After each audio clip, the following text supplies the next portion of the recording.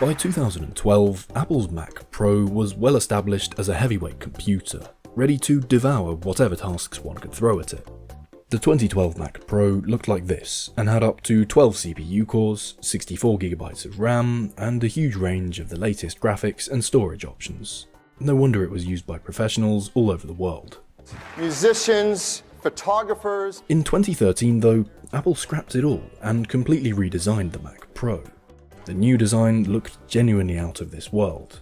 Apple had spent millions planning out the perfect layout for a computer, and somehow the most powerful Mac ever made had been shrunk down to barely a quarter of the size. I've got a top spec model here with all of the upgrades, which would have cost between $8,000 and $10,000 just 7 years ago. Today though, it's barely worth $200. So what did Apple get so wrong with this computer? Well, the redesign really was something new.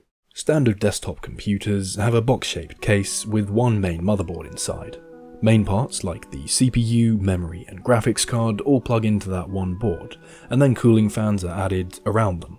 Apple planned to reverse that, building the components into a circle surrounding the cooling system which stood at the very core of the machine. There's no denying it, the layout was way ahead of its time. It looks like some sort of fighter jet engine, with each metal part machined to fit perfectly within the tiny case. But it turns out that there were problems brewing from the very beginning. Apple's central cooling system only encapsulated a single fan. Mounted at the very top, it would pull air upwards from the bottom of the case, cooling down the heatsink and its attached CPU, GPU, and memory modules. As you can see, the fan was big and powerful, but Apple simply hadn't left enough room in the case for air to circulate properly. Some of the world's most powerful computer parts at the time were just wedged up against each other with no breathing room. In ordinary PCs, those parts like the GPU would have each had heatsinks and fans attached directly to their PCBs. Apple were relying on just one fan in these computers though, and when the Mac Pro hit the shelves in 2013, things began to go a bit wrong. Apple had gone with AMD FirePro graphics for the 2013 Mac Pro.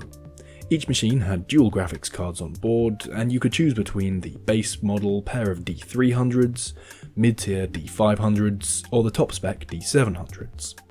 Before long, reports were coming in of the higher-spec graphics cards just failing. The D700 chips were especially prone to dying without warning.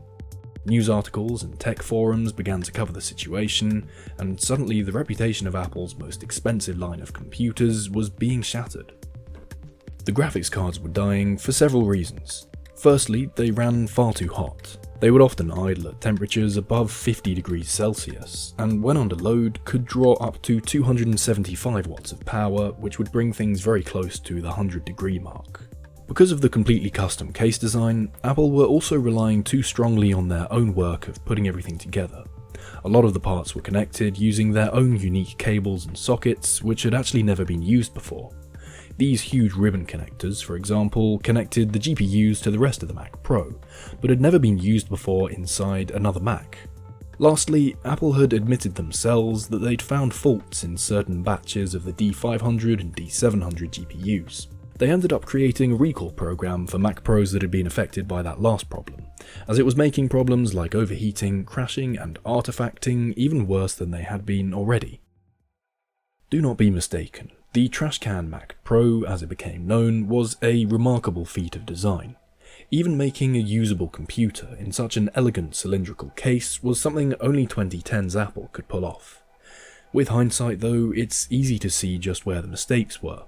I've taken this machine apart, and you can see that the 450 watt power supply is sandwiched in behind the I/O board, just millimeters away from where the back of the CPU sits. For a 450 watt supply, that's a very, very small design by the way, and no doubt gives off a lot of heat.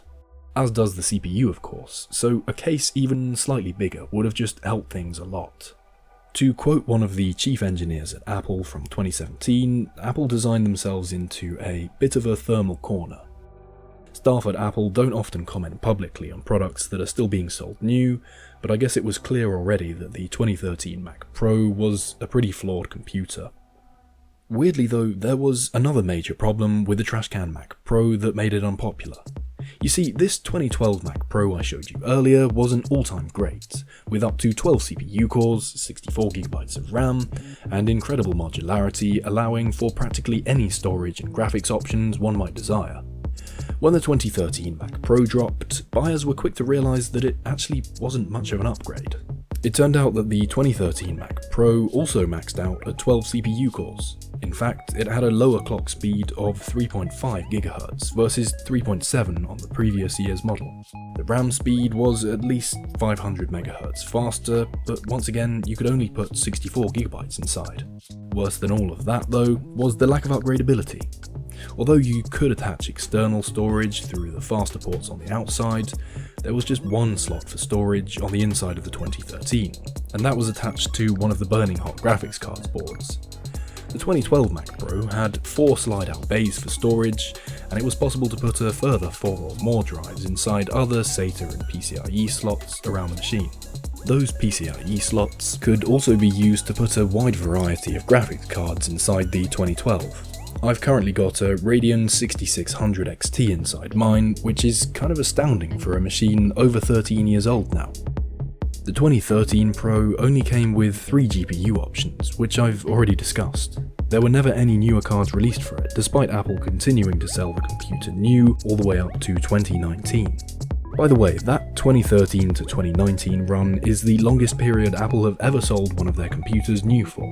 Considering it was a flawed machine from the start, imagine how you'd feel buying one of those 6 years after all the parts inside were new.